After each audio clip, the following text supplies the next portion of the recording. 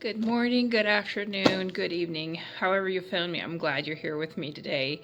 Welcome to week 27 in our book, Queen of the Castle, 52 Weeks of Encouragement for the Uninspired, Domestically Challenged, or Just Plain Tired Homemaker. And our week is it's called Trippity Doodah, the Family Vacation. Now, as you see this, I usually upload Sunday mornings, and it is the 4th of July currently, and I am late uploading. If you know anything about me, I do not like to get behind.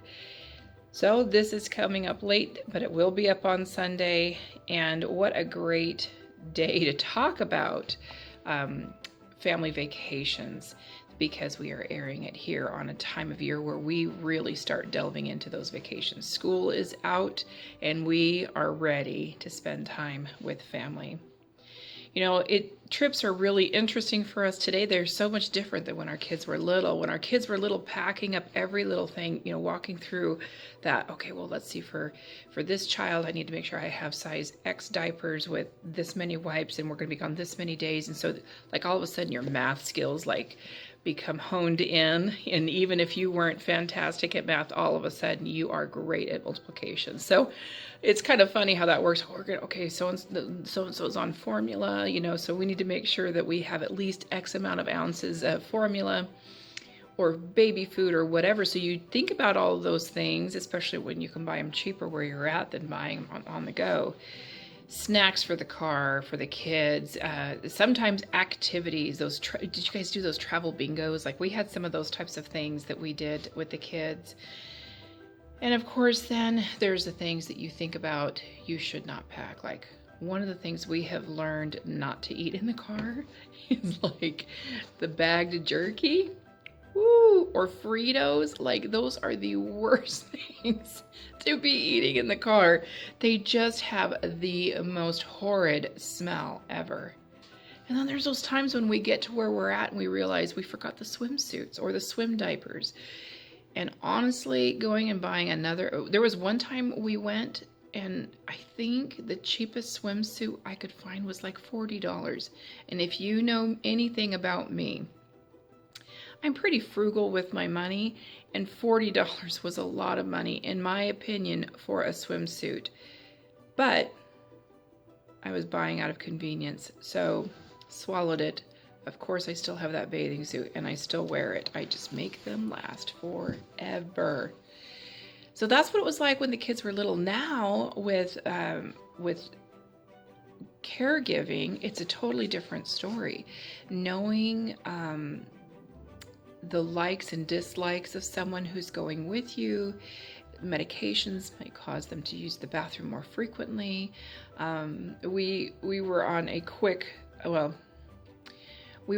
trip about 3 hours away to see my brother-in-law and his family, and brought my mother-in-law with me. And she grew up in a very poor area of the world and did not have indoor plumbing. And on the way home, and this was actually my husband. Now, I know what she doesn't like, what she likes and doesn't like. But because he doesn't caregive for his mom as much as I do, he didn't realize some things. Well, we stopped and there was a porta potty. And we're talking about a honey bucket, one that gets cleaned regularly, one that gets serviced regularly. And she would not use it. And I encouraged her to try and use it, and she would not use it. And we get back in the car, and 10 minutes later, and I told my husband, I'm like, she didn't use it. She doesn't like those. But you got to remember, we're in COVID, and so there are many things that were shut down, and we could not enter and use a real bathroom. And we were also on a portion of our travels where there weren't many great opportunities with rest areas. And then even at those rest areas, they don't always have those paper things, which is something she really likes. And so it's those things that I keep thinking about. My goodness, I should pack those for her so that she'll sit on, you know, so that she's comfortable. Anyhow, long story short, he was not happy when we had to stop again. And we asked the question, well, what did you use when you were in Greece? And she would say, we would dig a hole, we would do this, we would do that. So it was really interesting, when you think about, what are these triggers? Well, she's gotten used to a very comfortable lifestyle, and she wants to maintain that. And I absolutely understand that and try to honor that. Well, sometimes you have to turn around, and that's not very fun. But with that put aside, keep in mind there's some things that as technology has changed, we no longer generally bring our camera with us. We use our cell phones. And if everyone has a cell phone, you realize you may not be taking pictures and someone else has. And so make sure that you're sharing those photos so that you can make sure and upload those and create that album you want. I've been doing that with Shutterfly, trying to get everyone's photos and then uploading them to Shutterfly so that we can create albums as we want. So make sure you make a list. And when I was a Girl Scout leader, an active Girl Scout leader, we would have we would have predetermined lists, for if you are gone X amount of days, you need this. If you're camping, you need this type of clothing versus hiking, etc. So just kind of, and there was something that we called a day pack. And even as our children were growing up, we would use day packs as well. And those had some things that, like your water bottle, there might be a snack in a Ziploc bag in there. They would have a bandana. They would have what was known as a sit-upon. So if we're out hiking and you don't want to sit on, the dirty log or the wet log, the sit-upon was basically a cushion of sorts that we would either put a magazine or a newspaper, and you just kind of use a vinyl tablecloth type of stuff. You could duct tape it. There's lots of different ways you could do it. And that way you're not getting your bum dirty when you're sitting down. So we had those types of things. We would have the kids put, a writing utensil and a notepad in there so that they could take notes, sunglasses, sunscreen, anything like that. With Girl Scouts, we could not apply the sunscreen on the girls, and then we couldn't have a communal bottle, so they had to bring their own. So just things like that, your baseball cap or a small first aid kit, like maybe with just Band-Aids or something like that in it. So we would do stuff like that, and as my kids got older, we would add pocket knives because they had been trained with that. So just stuff like that was really nice, and then they were responsible for their own bag. And that can start at a young age. Just keep it light. So those are some things that we would think about. We had a tendency to pick up brochures and be like, this is something we'd like to do someday.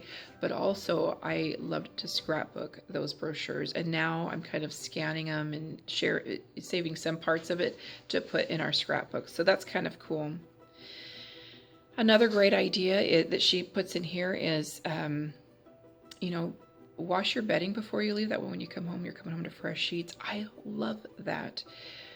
We would do something, she says, to keep a family journal. We used to do something called letterboxing, and we created our own family stamp.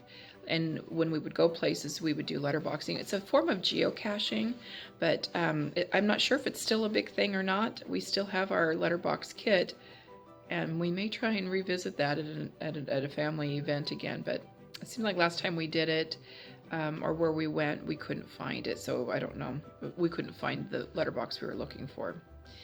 So there's that. Also, there are things at gift shops.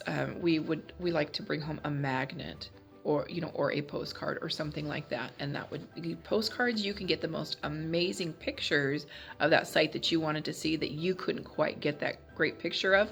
So I love postcards for that. I also would like to send from the kids to their grandparents, where we're at, what we're doing. So it's just kind of a cool thing. Just try and think about those different things. And, I absolutely love vacations with my family. And even during COVID, we took a road trip with our youngest who had graduated high school. And it was really exciting. Well, today for Independence Day, I hope that you guys have a safe time. I hope you've planned something fun with your family. She recommends, some ideas for celebrating the Independence Day, either, reading aloud portions of the Declaration of Independence, listen to tapes of military marches, which is kind of an interesting one. There's all sorts of fun food things you can do.